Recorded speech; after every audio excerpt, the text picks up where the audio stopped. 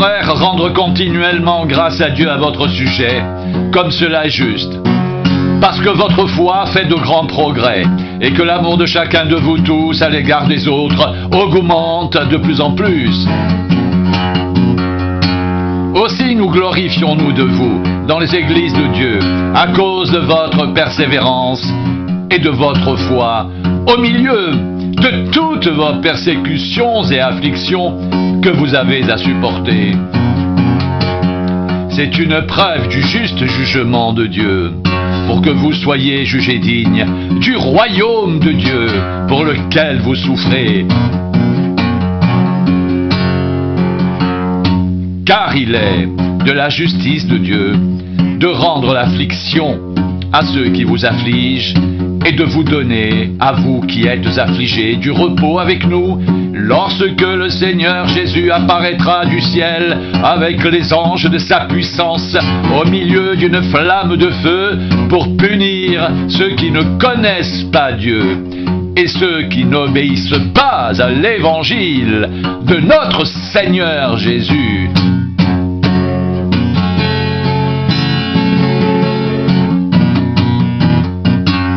Ils auront pour châtiment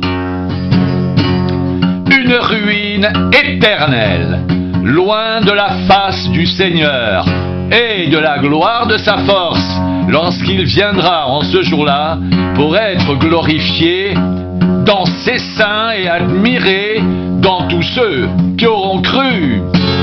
Car notre témoignage auprès de vous a été cru.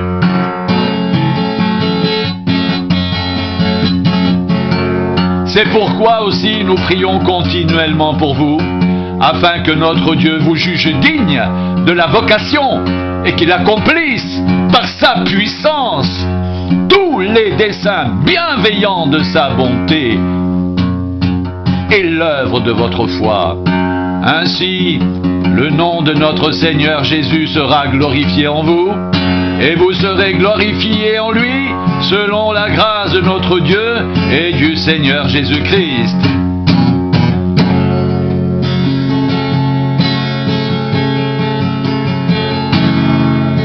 Pour ce qui concerne l'avènement de notre Seigneur Jésus-Christ et notre réunion avec lui, nous vous prions, frères, de ne pas vous laisser facilement ébranler dans votre bon sens et de ne pas vous laisser troubler par quelque inspiration, soit par une parole ou par une lettre qui semblerait venir de nous, comme si le jour du Seigneur était déjà là.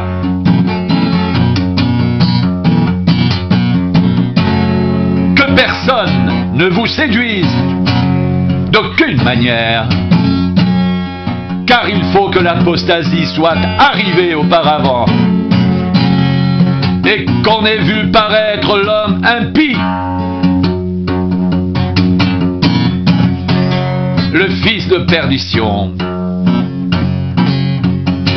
l'adversaire qui s'élève au-dessus de tout ce qu'on appelle Dieu ou de ce qu'on adore. Il va jusqu'à s'asseoir dans le temple de Dieu, se proclamant lui-même Dieu.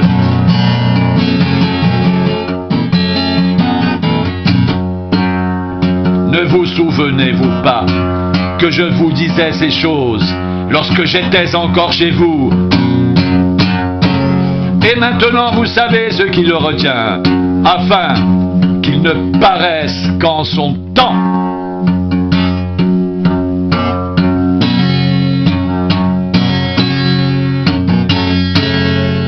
Car le mystère de l'iniquité agit déjà. Il faut seulement que celui qui le retient encore ait disparu. Et alors paraîtra l'impie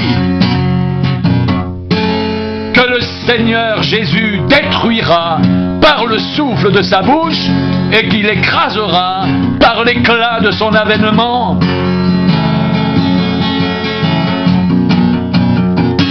L'apparition de cet impie se fera par la puissance de Satan avec toutes sortes de miracles, de signes et de prodiges mensongers.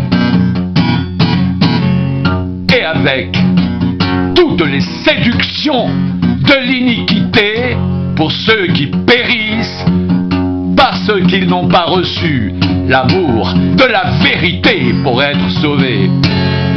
Aussi Dieu leur envoie-t-il une puissance d'égarement pour qu'ils croient aux mensonges, afin que tous ceux qui n'ont pas cru à la vérité, mais qui ont pris plaisir à l'injustice, soient condamnés.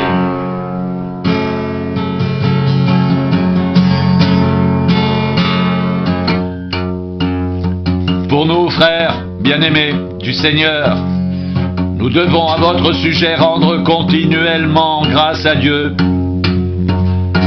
parce que Dieu vous a choisi dès le commencement pour le salut par la sanctification de l'Esprit et par la foi en la vérité. C'est à quoi il vous a appelé par notre évangile, pour que vous possédiez la gloire de notre Seigneur Jésus-Christ.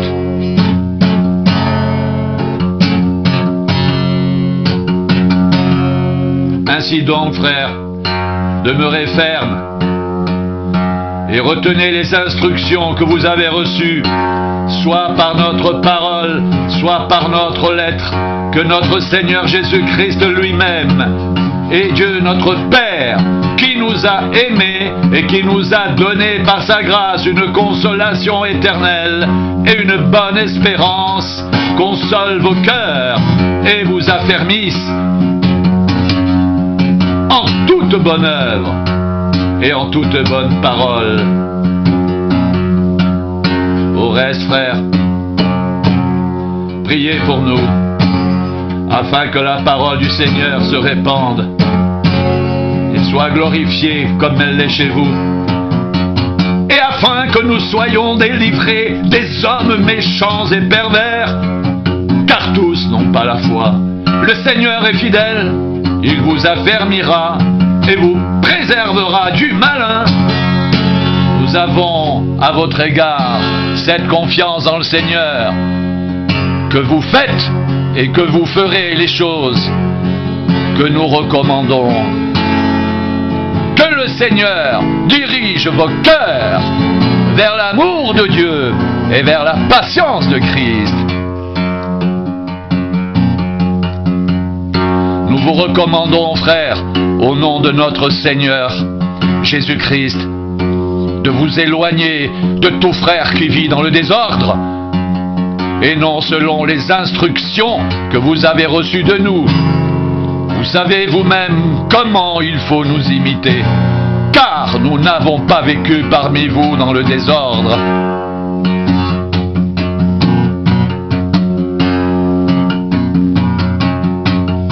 Pour vous, frères, ne vous lassez pas de faire le bien. Et si quelqu'un n'obéit pas à ce que nous disons par cette lettre, notez-le. Et n'ayez point de relations avec lui, afin qu'il éprouve de la honte. Ne le regardez pas comme un ennemi, mais avertissez-le comme un frère. Que le Seigneur de la paix vous donne lui-même la paix en tout temps. De toute manière, que le Seigneur soit avec vous tous.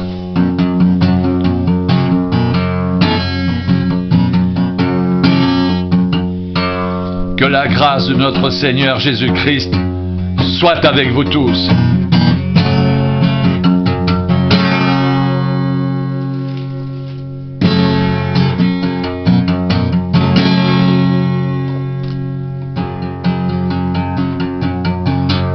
Pour ce qui est des temps et des moments,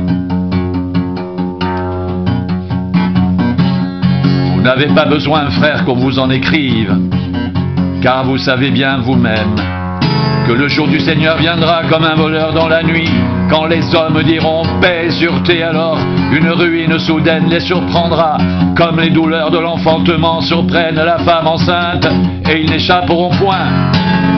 Mais vous, frères, vous n'êtes pas dans les ténèbres pour que ce jour vous surprenne comme un voleur.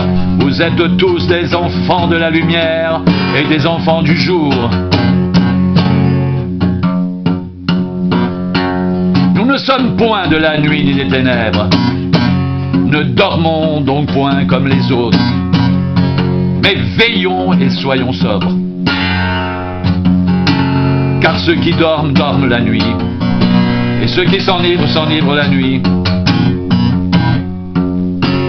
Mais nous qui sommes du jour, soyons sobres, ayant revêtu la cuirasse de la foi et de l'amour, et ayant pour casque l'espérance du salut.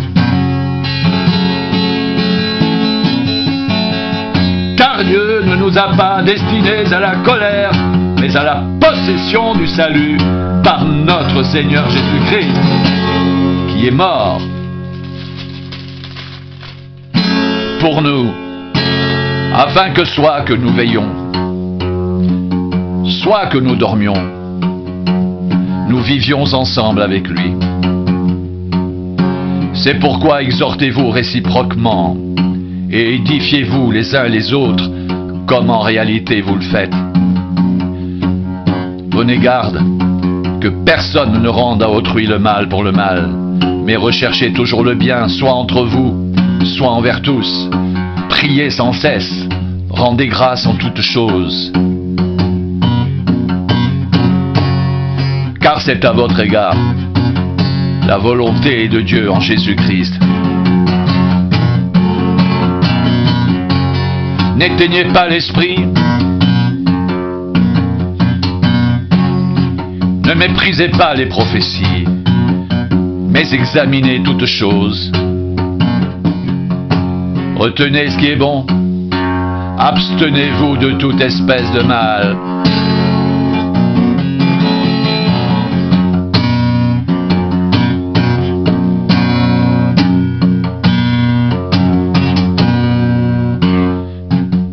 Que le Dieu de paix vous sanctifie lui-même tout entier, et que tout votre être, l'esprit, l'âme et le corps, soient conservés irréprochables lors de l'avènement de notre Seigneur Jésus-Christ, celui qui vous a appelé fidèle,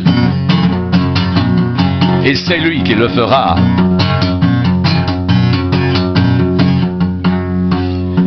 Que le Dieu de paix vous sanctifie lui-même tout entier, et que tout votre être, l'esprit, l'âme et le corps, soient conservés irréprochables lors de l'avènement de notre Seigneur Jésus-Christ. Celui qui vous a appelé fidèle, et c'est lui qui le fera.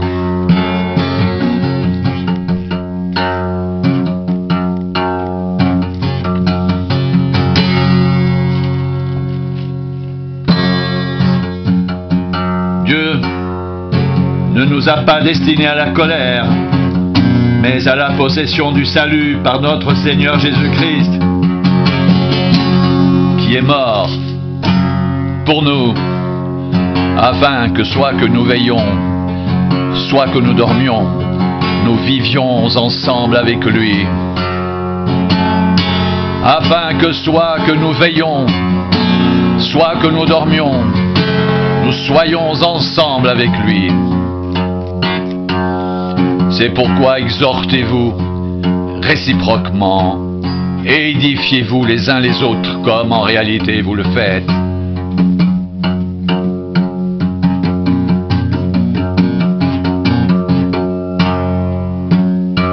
Que la grâce de notre Seigneur Jésus-Christ soit avec vous.